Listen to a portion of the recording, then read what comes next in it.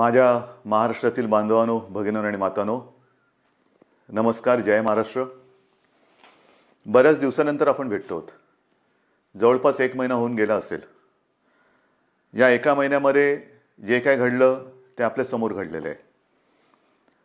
अनेक संकटांचं असं असतं की यायला लागले की एका मागोमाग एक येतात. कोरोनाशी लढतो आहोत, त्याच्यात मध्ये निसर्ग चक्रीवादळ आलं. आपण सर्व किनारपट्टीतली लोक श्वास रोखून बघत होतो की हे वादळ नेमकं कुठे धडकणार. रायगडमध्ये ते धडकलं आणि त्याची नंतर जी काय मी पाहणी केली त्या वादळाची भीषणता भयानक होती. जे त्या वादळाच्या तडाख्यात सापडले नशिबाने वाचले असं मी म्हणेन, पण त्याचबरोबरीने आपल्या शासन यंत्रणेने सुद्धा खूप चांगलं काम केलं. मनुष्यहानी किंवा प्राणहानी, जीवितहानी कमीत कमी कशी होईल यासाठी सतर्कता दाखवली.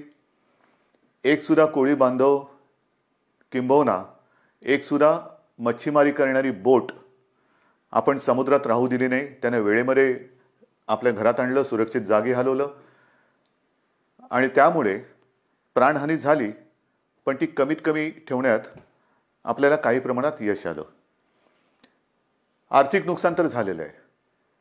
मोठी मोठी झाडं उन्मळून पडलेत, फळबागा उद्ध्वस्त झालेल्या आहेत, घरांचे छपरे उडून गेलेले आहेत.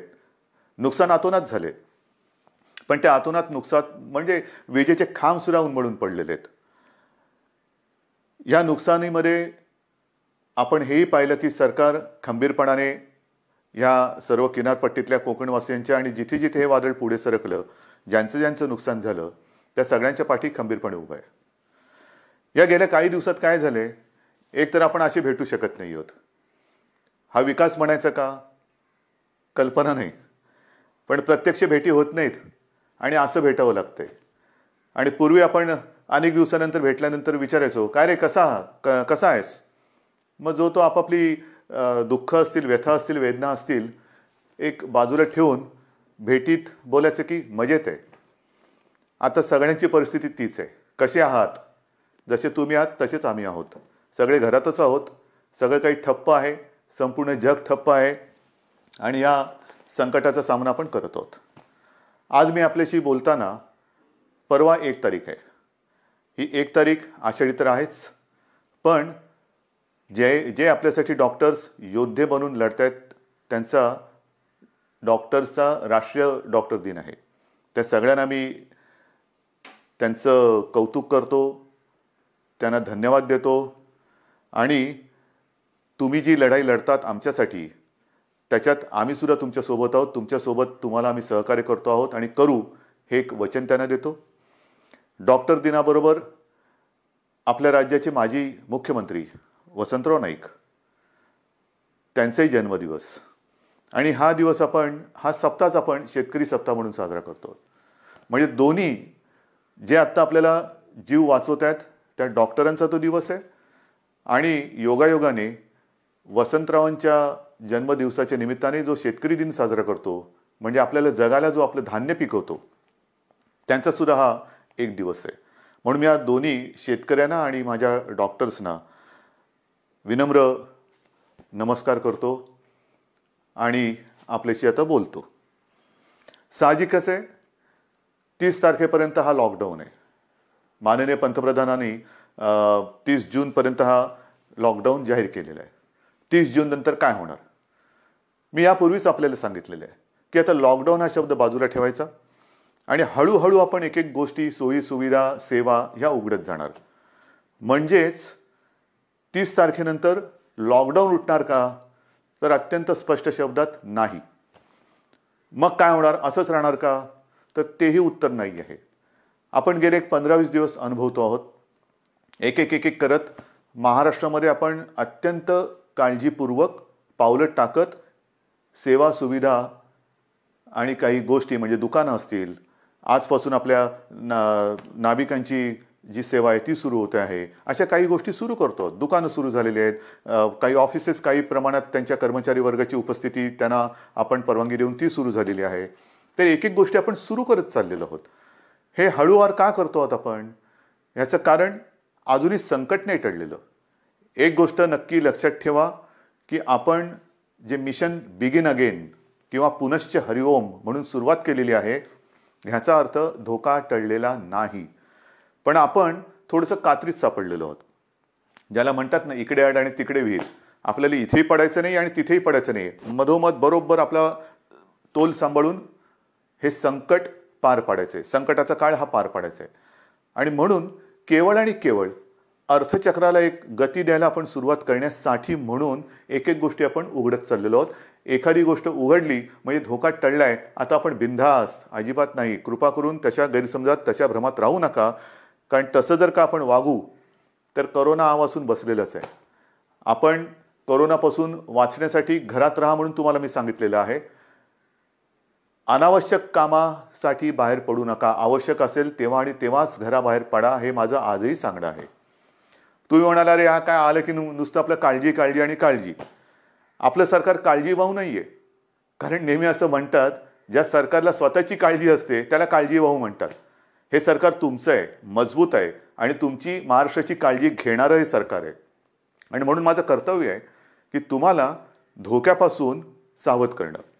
बाहेर जर का आपण पडलो आणि बिनधास्त वावरलो तर धोका आहेच, प्रत्येक पावलावरती धोका आहे. मला एका गोष्टीचा नक्कीच अभिमान आहे की माझे सगळे महाराष्ट्रातले बांधव, माता भगिनी ह्यांचा सगळ्यांचा माझ्यावरती, आपल्या सरकारवरती विश्वास आहे आणि जे जे काही सरकार सांगतंय त्या सूचना तुम्ही पाळत आहात, म्हणून मला तुमचा अभिमान आहे.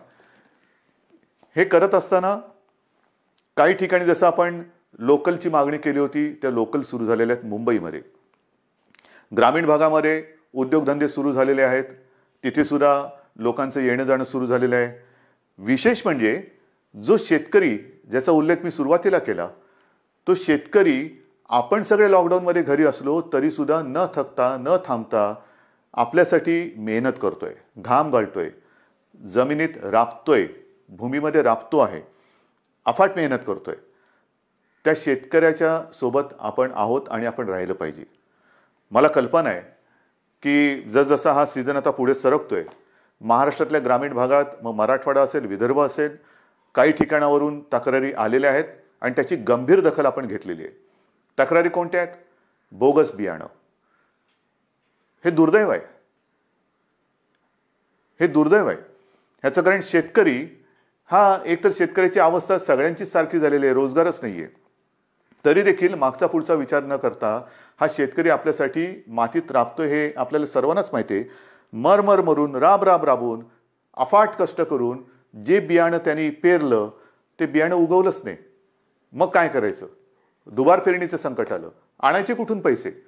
एकतर असंही कर्जाचं ओझं जे आपण बऱ्याचशा प्रमाणात उतरवलेलं आहे आणि जे राहिलेलं आहे, जो शेतकरी माझा या कर्जमुक्तीच्या योजनेमधून काही कारणासाठी, म्हणजे जसं मी मागे सांगितलं तुम्हाला की 2 टप्प्यात जे आपण करणार होतो कर्जमुक्ती, त्याच्यातला काही भाग, काही लाख शेतकरी हे नेमकं तिथल्या स्थानिक निवडणुका आल्या, आचारसंहिता सुरू झाली म्हणून ही कर्जमुक्ती तिथली थांबली.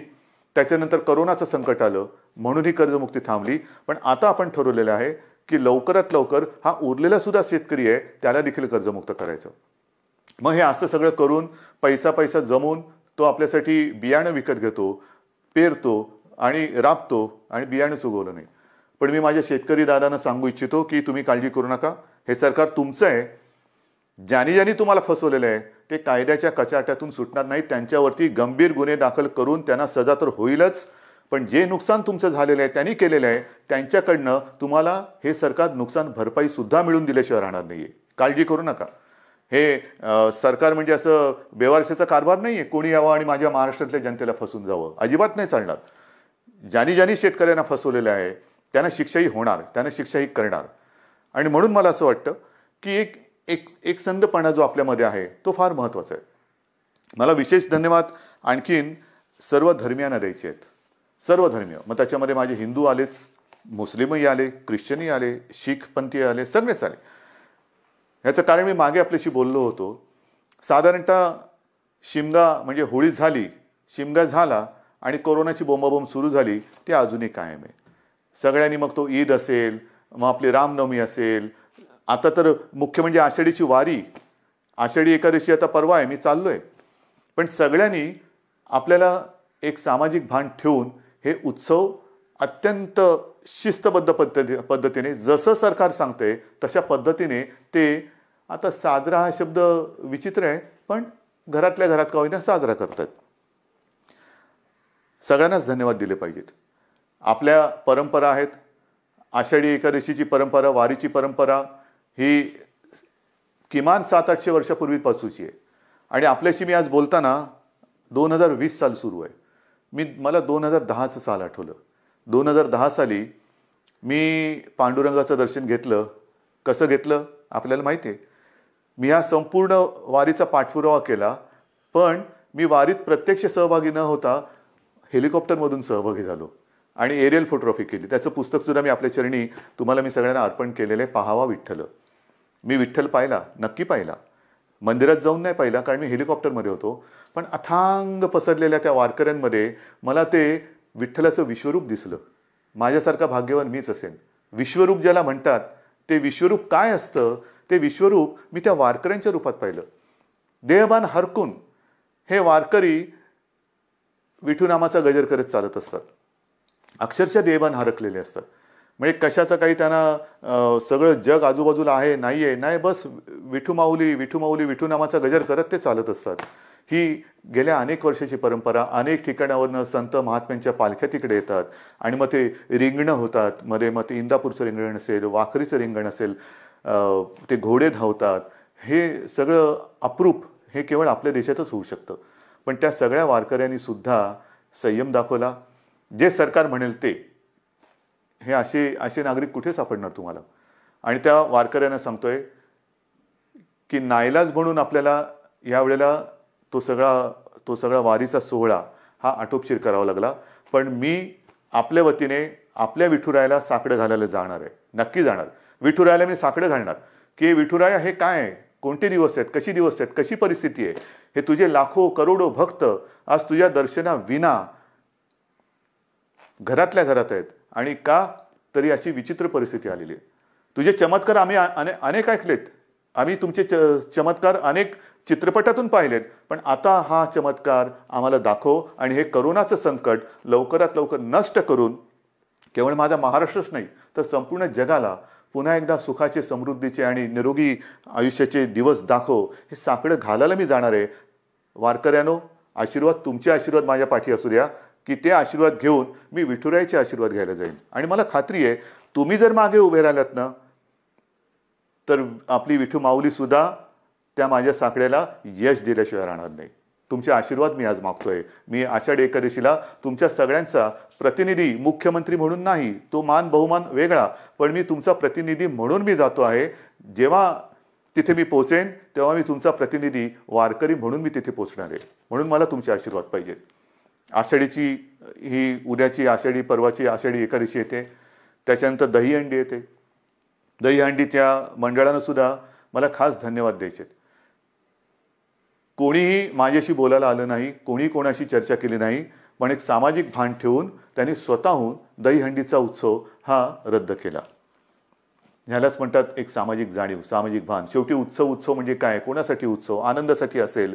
पण जर हे संकट चहूबाजूनी आपल्याला वेढून टाकत असेल तरी देखील आम्ही उत्सव साजरे करतोय, हे असा आंधळेपणा नाही उपयोगाचा. मग दहीहंडी झाल्यानंतर मी काल परवाकडेच गणपती उत्सवाबद्दल एक आपल्याला विनंती केलेली आहे. कारण जसं वारीची परंपरा आहे, दहीहंडी आपल्याकडे साजरा होतोय, मग गणपती बाप्पा येणार, मग नवरात्री येणार, मग दिवाळी येणार, त्याच्यामध्ये ईद येणार, मग आपल्या मुंबईमध्ये माउंट मेरीची यात्रा येणार. हे सगळे सणवार हे सगळ्या धर्मियांचे हे आता येणार. पण त्याच्यामध्ये जर का आपण आपलं सामाजिक भान पाळलं नाही तर ज्या संकटाशी आपण लढतो आहोत त्या संकटाला आपण आपला दरवाजा उघडा करून देतो आहोत. म्हणून मी गणपती उत्सवात सगळ्यांना विनंती केलेली आहे. एक तर सर्व मंडळांची मी बैठक घेतली आणि त्यांना सुद्धा मला खास धन्यवाद द्यायचे आहेत की सर्व मंडळांनी एकसुरामध्ये सांगितलं की उद्धवजी, सरकार घेईल तो निर्णय आम्हाला मान्य आहे. तुम्हाला सुद्धा मी मनापासून नमस्कार करतोय. आणि गणरायाला सुद्धा हेच जे विठुरायाच्या चरणी मी प्रार्थना करतोय, आपण जो निर्णय घेतला आहे की यावेळेला एक सामाजिक भान ठेवून हा उत्सव साजरा करूया. मी सर्वांना विनंती केलेली आहे की जिथे जिथे सार्वजनिक गणेशोत्सव होतात, मुंबई, पुणे, सर्वत्र सर्वत्र राज्यभर होतात. मग काही काही मूर्त्या 15-15, 20-20 फूट असतात, 22 फूट, 23 फूट. नाही, आता ही परिस्थिती तशी नाही आहे. सर्वांनी थोडा संयम ठेवा. आणि मूर्तीची उंची जास्तीत जास्त मी 4 फूट सांगितलेली आहे. का 4 फूट सांगितली? तर मूर्ती हलवताना सुद्धा जास्त लोक एकमेकाच्या जवळ येता कामा नयेत. विसर्जनाची सुद्धा आगमनाची मिरवणूक नाही, विसर्जनाची मिरवणूक नाही. मग गणेशोत्सव साजरा कसा करायचा अजून थोडा अवधी आहे. आपण चर्चा करून त्याच्यातनं सुद्धा हा नेमका कसा करायचा त्याच्यावरती मार्ग काढू. कारण आपण परंपरा जपणारी माणसं आहोत. ज्या लोकमान्यांनी त्या काळात स्वातंत्र्यपूर्व काळामध्ये घरातला गणपती त्यांनी बाहेर आणला, कारण स्वराज्य त्याच्यासाठी लोक एकत्र आली पाहिजेत. म्हणजे त्यांनी सणांची चळवळ केली. आपण चळवळीचा वारसा घेऊन पुढे जायचं आहे. त्या चळवळीमध्ये सगळी लोक एकत्र आली, एकोपा वाढला. आता सुद्धा तो एकोपा कायम आहे. मग हा एकोपा चळवळीसाठी पुढे न्यायचा असेल तर आपण आपला महाराष्ट्र विघ्नहर्त्याचं आगमन होतंय, मग त्याचे आशीर्वाद घेऊन त्याच्या साक्षीने विघ्नमुक्त करू शकतो का, कोरोनामुक्त करू शकतो का, हे आपल्याला बघायला पाहिजे. आणि करू शकतो. जर का आपण ठरवलं तर आपण नक्की करू शकतो. आरोग्यविषयक जर का आपण शिबिरे घ्यायचं ठरवलं, मध्ये मी जसं आपल्याला सांगितलं की रक्ताचा तुटवडा आल्यानंतर रक्तपुरवठा किंवा रक्ताचा साठा कमी होता, तेव्हा मी 2 वेळा आवाहन केलं की रक्तदान करा. मी आवाहन करण्याचा अवकाश चहूबाजूने रक्तदाते पुढे आले आणि ती जी काय आपली टंचाई होती ती दूर झाली. रक्तदान करा म्हटलं तर रक्तदान केलं. कारण आपण गणपतीचे अंधभक्त नाहीत तर जागरूक भक्त आहोत. आणि त्याच्यासाठी मला असं वाटतं की आरोग्यविषयक काय खबरदारी घेता येईल, काय जागरूकता आणता येईल, काय करता येईल, या सगळ्या गोष्टी आपण हळूवार सांगत जाऊ. तूर्त मी आपल्याला मूर्तीची एक कल्पना दिलेली आहे. रक्तदानाबद्दल मी जेव्हा बोललो तेव्हा आणखीन एका विषयाबद्दल मला आपल्याशी बोलायला पाहिजे. आणि तो विषय आहे रक्तदानाशी निगडीत, तो म्हणजे प्लाझ्मा थेरपी. आपल्याला कल्पना आहे की साधारणतः मार्चपासून हे कोरोनाचं संकट आपल्यासमोर आल्यानंतर त्या संकटाची आपण जे हातात शस्त्र मिळेल ते शस्त्र घेऊन लढतो आहोत. मग लॉकडाऊन असेल, लॉकडाऊन, ट्रॅकिंग ट्रेसिंग असेल तेही करतो आहोत, चाचण्या वाढवतो आहोत. चाचण्या वाढवल्यानंतर उपचार पद्धती. आणि मी नक्की सांगेन, अभिमानाने सांगेन की आपला महाराष्ट्र, आपली मुंबई, जे आपले डॉक्टर्स आहेत, जो आपला टास्क फोर्स आहे, उपचाराच्या बाबतीमध्ये जगाच्या बरोबरीने आपण चाललेलो आहोत. कुठेही एक सूतभर सुद्धा जगाच्या पाठी आपण नाही. चहूबाजूला आपली नजर आहे. कोणत्या देशात काय चाललंय, या देशात काय चाललंय, कोणते उपचार होत आहेत, कोणते औषधे होत आहेत. म्हणजे गेल्या आठवड्यामध्ये सहज मी बसलो असताना मला मेसेज आले. BBC मध्ये एक बातमी होती, ब्रेक थ्रू डेक्सामेथाझॉन हे नवीन औषध सापडलं. मी टास्क फोर्सच्या डॉक्टरना फोन केला. ते म्हणाले, उद्धवजी हे औषध आपण गेले 2 महिने आवश्यकतेनुसार वापरतोच आहोत. म्हणजे आपण हे औषध वापरतोच आहोत. मग प्लाझ्मा थेरपी सुद्धा आपण साधारणतः मार्च-एप्रिलपासून सुरू केलेली आहे. पण आज मला अभिमानाने एक गोष्ट सांगावीशी वाटते की सुरुवातीला आपल्याकडे 1-2 ठिकाणीच प्लाझ्मा थेरपी आपण वापरत होतो. आजपर्यंत साधारणतः असं धरा की 10 जणांवरती आपण उपचार केले असतील तर जवळपास 9 जण त्याच्यात बरे झालेत, 7 जण तर जवळपास बरे होऊन घरी पण गेलेले आहेत. म्हणजे प्लाझ्मा थेरपी सुद्धा उपयोगी पडते. आणि त्याच्यासाठी उद्याच एका गोष्टीचं आपण लोकार्पण करतो आहोत. जे करतो आहोत ते तळमळीने करतो आहोत, मनापासून करतो आहोत आणि आवश्यकतेपेक्षाही थोडं जास्त करण्याचा आपला प्रयत्न आहे. आणि उद्या आपण एक गोष्ट अशी करतोय की मी कदाचित शब्द वापरतोय, कदाचित देशातलं सगळ्यात मोठं प्लाझ्मा थेरपी देणारं आपलं राज्य ठरेल.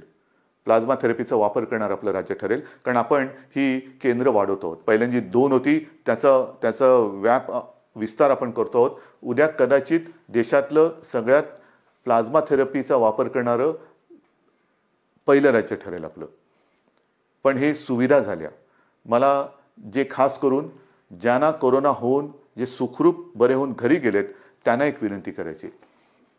रक्तदान हे कसं, एक रक्तदान कोणी करू शकतो, पण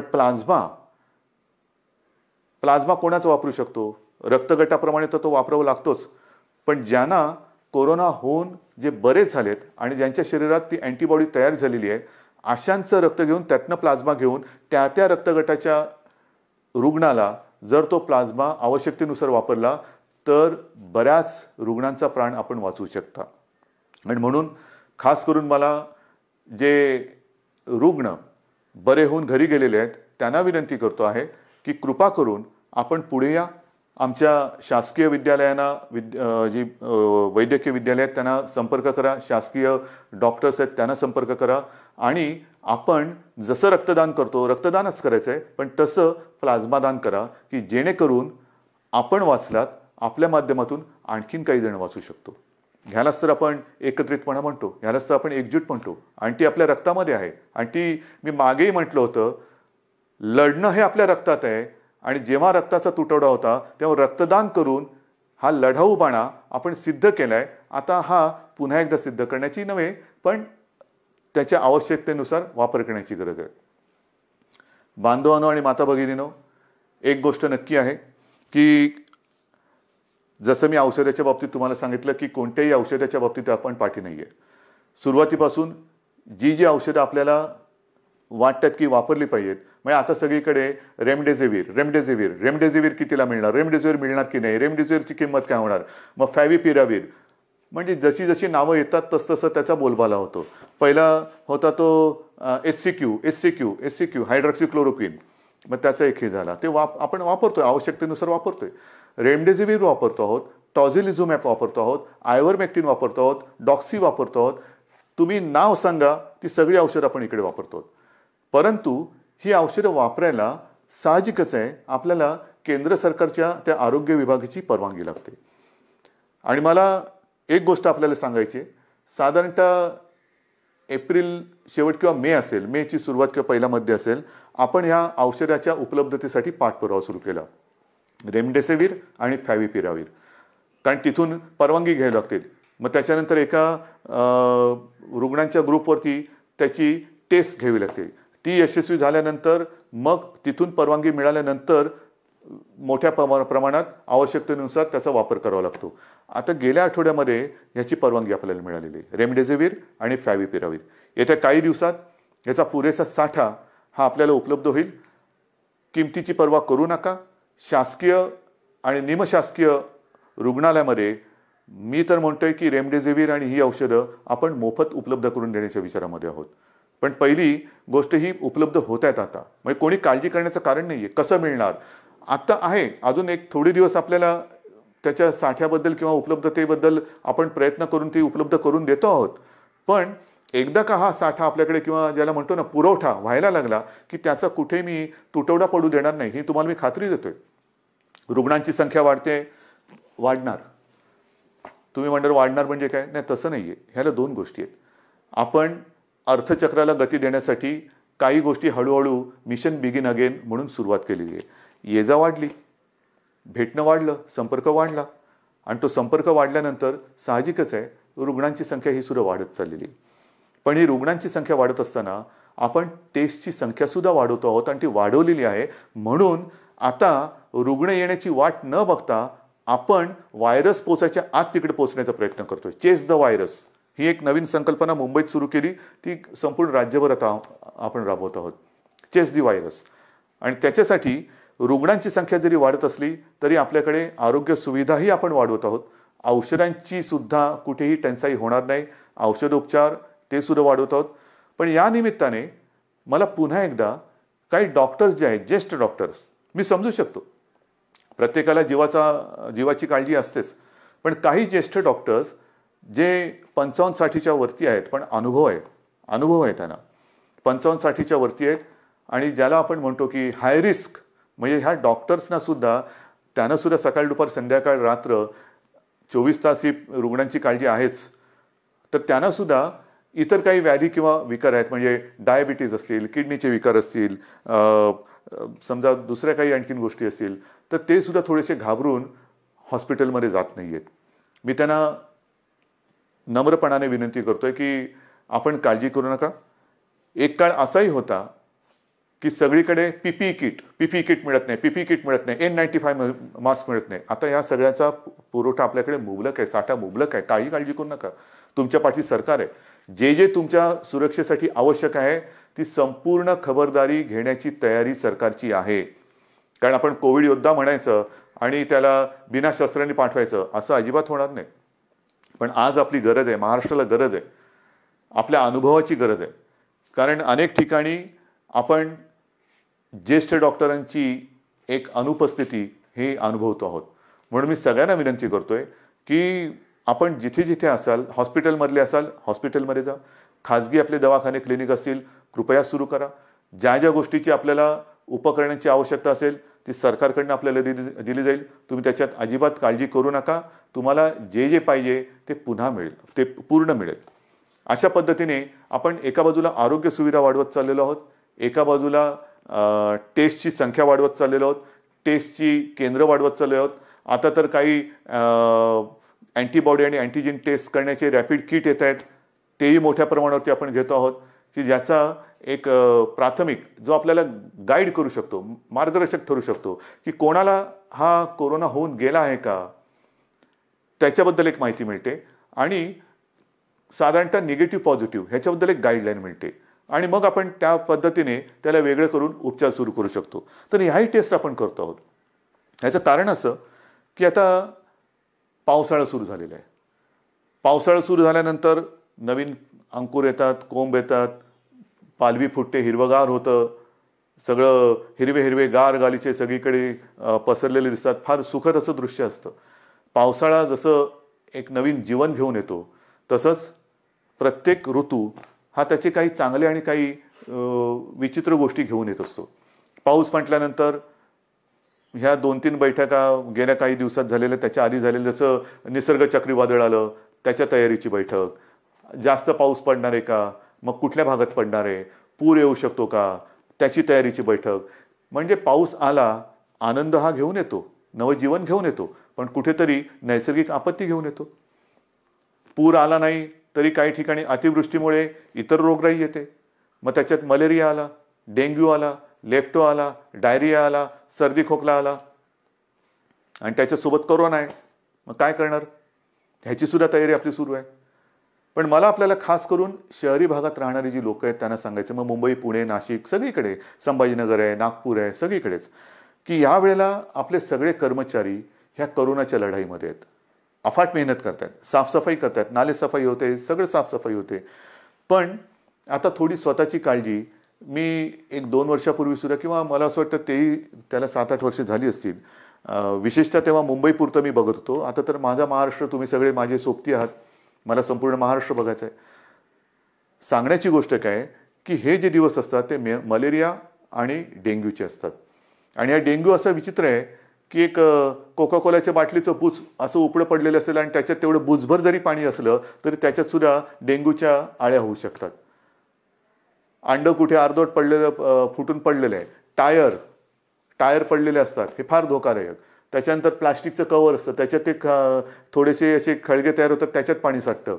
नारळाच्या त्या काय त्याला म्हणतात कवट्या, त्याच्यात पाणी साठतं. झाडांच्या फांद्या तुटून ढोल्या तयार झाल्या असतात, त्याच्यात पाणी साठतं आणि त्याच्यात सुद्धा डेंग्यू होऊ शकतं. तर आपल्याला आपला परिसर स्वच्छ ठेवायचा आहे. कुठेही पाणी साठू देऊ नका. एअर कंडिशनच्या खाली, त्याच्यानंतर फ्लॉवर पॉटमध्ये, अनेक घरामध्ये फेंगशुई त्याच्यासाठी जे काय झाडं लावली जातात त्याच्यामध्ये पाणी असतं, त्याच्यात डेंग्यूच्या आळ्या होऊ शकतात. तर ह्या सगळ्या गोष्टींपासून आता आपल्याला खबरदारी घ्यायला पाहिजे. कारण एका मागोमाग एक संकटाची मालिका ही आपल्याला आता तोडायलाच पाहिजे. मी तुम्हाला ह्या सगळ्या काळज्या घ्यायला सांगतोय कारण एक आपुलकीने सांगतोय, प्रेमाने सांगतोय की काय करावं, काय करू नये. आज सुद्धा मी जेव्हा बघतोय की अनेक ठिकाणी, मुंबईत असो, शहरात असो, पुण्यात असो, ग्रामीण भागात असो, काही ठिकाणी अरे आता झालं सगळं. नाही, झालेलं काही नाही आहे, झालेलं काही नाही आहे. भाजीवाले बसलेत, तिकडे सुद्धा गर्दी होते, तोंडावरती मास्क नाही, हात कुठेही लावतायत, चेहऱ्याला हात लागतायत. आपणहून कोविडला बळी पडू नका, आपणहून पडू नका. ह्या ज्या प्राथमिक ज्या काही गोष्टी आहेत ना, ह्या जर का आपण पाळल्या, म्हणजे बाहेर फिरताना तोंडावरती मास्क लावणं, एकमेकांपासून अंतर ठेवणं. मी सुरुवातीला सांगितलं होतं की मॉर्निंग वॉकला आपण परवानगी दिलेली आहे, सकाळचा व्यायाम करायला परवानगी दिलेली आहे. तो आरोग्यासाठी दिलेली आहे, आरोग्य सुदृढ व्हावं म्हणून दिलेले आहे, आजाराला बळी पडण्यासाठी नाही आहे. तर ह्या काही गोष्टी ह्या आपल्याला पाळाव्या लागतील. जशा काही काही गोष्टी आपण ओपन करत चाललेलो आहेत तशा ह्या केसेस वाढत आहेत. आणि काही ठिकाणावरून माझ्याकडे विचारणा होते की आम्हाला ह्या भागामध्ये पुन्हा लॉकडाऊन करण्याची परवानगी द्या. लॉकडाऊन करायचं का? मी आपल्याला प्रश्न विचारतोय, करायचं लॉकडाऊन? कारण हे तुम्ही ठरवायचे. जर गरज नसताना बाहेर पडलात आणि गर्दी केली आणि केसेस वाढायला लागल्या तर पुन्हा ये रे माझ्या मागल्या. मग एक एक गोष्टी आपण पुढे पाऊल टाकताना पुन्हा मागे नाही यायचं आता. म्हणून लॉकडाऊन करायचं की नाही ह्याचा निर्णय आता मी तुमच्यावर सोपवतोय. जर मला असं वाटलं की गर्दी वाढते, केसेस वाढत आहेत, तर मी प्रशासनाला सांगितलेलं आहे की अशा ठिकाणी जर का आवश्यकता वाटली, शक्यतो नको पण आवश्यकता वाटली तर मग पहिल्यासारखा लॉकडाऊन करण्याची गरज तिकडे पडू शकते. कारण कोरोना हा व्हायरस वस्त्या, एक एक वस्ती, जसं काही ठिकाणी तो शिखरावरती पोचला, खाली आला, पण वस्ती बदलली. काही ठिकाणी जिकडे अजून प्रादुर्भाव नाहीये तिकडे सुद्धा गाफील राहून नाही चालणार. तर ह्या अशा काही काळज्या घेऊन आपल्याला ह्या पुढच्या काळाची वाटचाल करायची. दरम्यान मी तुम्हाला सांगितलं की शेतकऱ्यांसाठी सुद्धा कर्जमुक्तीची योजना जी थोडी काही भागात अपूर्ण राहिली ती आपण पूर्ण करतोय. बोगस बियाण्यामुळे फसले गेलेले शेतकरी त्यांच्या पाठीशी आपण उभे राहतो. आता 30 जूनला प्रधानमंत्री गरीब कल्याण योजना ह्याच्यामध्ये खास करून जे भगवं रेशन कार्ड ह्यांना अन्नधान्य देण्याची जी योजना आहे तिची मुदत संपते. बिना रेशन कार्ड म्हणजे ज्यांच्याकडे रेशन कार्ड नाही त्यांना अन्नधान्य देण्याची योजना संपते. मी गेल्या 8-10-15 दिवसापूर्वी जेव्हा प्रधानमंत्र्यांची व्हिडिओ कॉन्फरन्स होती तेव्हा स्वतः ही मागणी केलेली आहे की 30 तारखेला ही मुदत संपते, धान्य देण्याची मुदत संपते आहे, कृपा करून आणखीन 3 महिन्यासाठी आम्हाला वाढवून द्या. कारण अजूनही हे संकट गेलेलं नाही, उलट केसेस वाढत आहेत. त्याच्यामुळे ही भगवं रेशन कार्ड असेल किंवा ज्यांच्याकडे रेशन कार्ड नाही यांना धान्य देण्याची जी काही योजना आहे प्रधानमंत्री गरीब कल्याण योजना ती आणखीन आम्हाला 3 महिने वाढून द्या हे मी पंतप्रधानांकडे सांगितलेलं आहे. मला खात्री आहे की त्यांना सुद्धा व्यवस्थित सगळ्याची कल्पना आहे आणि ही कल्पना असल्यानंतर लवकरात लवकर आपल्याला त्याच्याबद्दल परवानगी मिळेल ही मला खात्री आहे. हे सगळं झालं चित्र हे आरोग्यविषयक. अर्थचक्राच्या बाबतीमध्ये आपण खचून गेलेलो नाही आहोत. मला एका गोष्टीचा अजून एक अभिमान आहे, नक्कीच आहे, की गेल्या 15 दिवसात महाराष्ट्राने जवळपास 16,000 कोटींचे सामंजस्य करार काही विदेशी कंपन्यांसोबत केलेले आहेत. 16,000 कोटी ही एक फार आपली जमेची बाजू आहे. म्हणजे या संकटामध्ये सुद्धा आपला महाराष्ट्र हा विविध गुंतवणूकदारांना आणि उद्योजकांना आपला वाटतोय हे फार महत्त्वाचं आहे. येत आहेत या गुंतवणूकदारांना कुठे आपण दरवाजे बंद ठेवलेले नाही आहेत. या माझ्या महाराष्ट्रात या, माझ्या विदर्भात या, माझ्या मराठवाड्यात या, माझ्या कोकणात या, माझ्या उत्तर महाराष्ट्रात या, पश्चिम महाराष्ट्रामध्ये या, जिथे तुम्ही म्हणाल तिथे तुम्ही या. जे जे काय तुम्ही कराल तुम्ही जरूर करा. तुमच्यासाठी आमच्या महाराष्ट्राची, देशाची आणि महाराष्ट्राची दारं उघडी आहेत. आल्यानंतर साहजिकच आहे अर्थचक्राला गती मिळाली पाहिजे. माझ्या स्थानिक भूमिपुत्रांना नोकऱ्या मिळाल्या पाहिजेत, रोजगार मिळाला पाहिजे. ह्या सगळ्या गोष्टींसाठी आपण नुसतं कोरोना करत नाही बसलेलो आहोत. इतर सुद्धा काही ज्या गोष्टी आहेत ज्या उद्योगधंद्याच्या बाबतीत असतील, विकास कामाच्या बाबतीत असतील, ह्याही गोष्टी ह्याही आघाड्यांवरती आपण ती ऑफिसेस लॉकडाऊनमध्ये ठेवलेली नाहीत. आपला संपर्क सुरू आहे. सगळ्यांना आपण संपर्क करतो आहोत, त्यांच्या आवश्यकता समजून घेतो आहोत, आपण त्यांना काय देऊ शकतो त्याच्यावरती विचार करतो आहोत. काही अटी तटी शर्ती म्हणजे आल्यानंतर असं काही जणांना होतं नको तो बाबा महाराष्ट्र आम्ही चाललो परत, तसं नाही आहे. तुम्ही सांगा काय काय आम्ही करू शकतो, हे आम्ही करू शकतो, ते तुम्हाला मान्य असेल जरूर या. एकदा आलात की तुम्हाला कुठेही आडकाठी केली जाणार नाही. या पद्धतीने आपण जातो आहोत. मग ते पर्यटनाच्या बाबतीत असेल, उद्योगधंद्याच्या बाबतीत असेल, चहूबाजूनी आपण आपले प्रयत्न सुरू आहेत.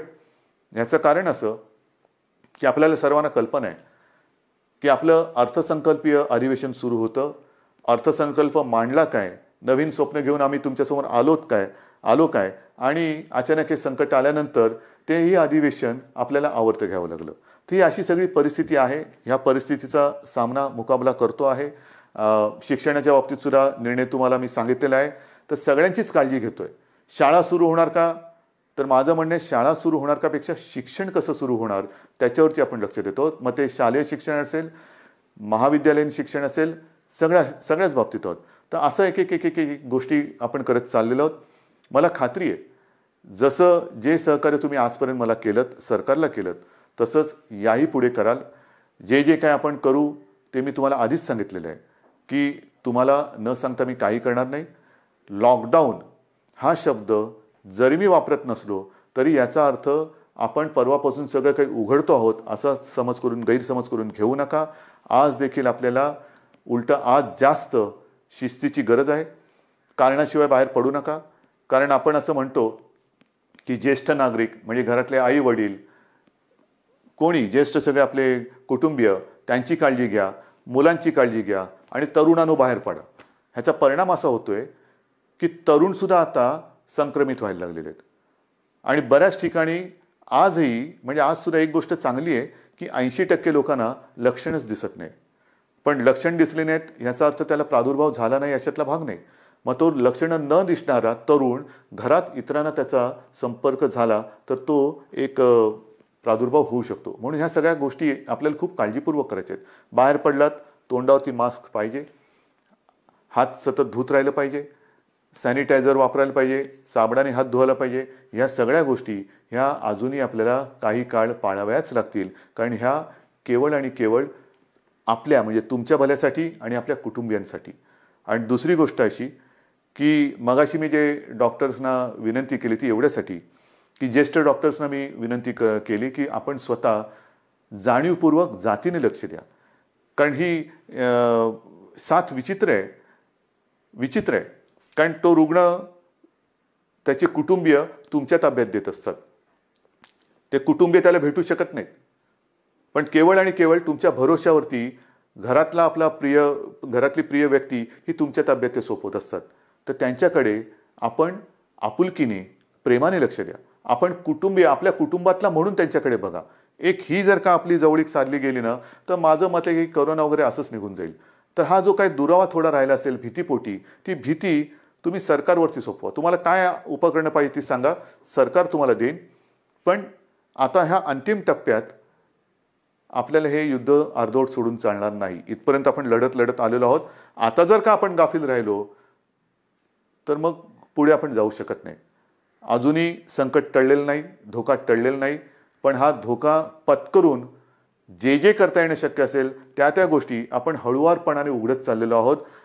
लॉकडाऊन पुन्हा करण्याची वेळ येऊ नये आणि त्याच्यासाठी आपलं सहकार्य जसं आजपर्यंत सरकारला मिळालं तसंच ते यापुढे सुद्धा मिळेल अशीच अपेक्षा आणि विश्वास व्यक्त करून मी आपली रजा घेतो. जय हिंद, जय महाराष्ट्र.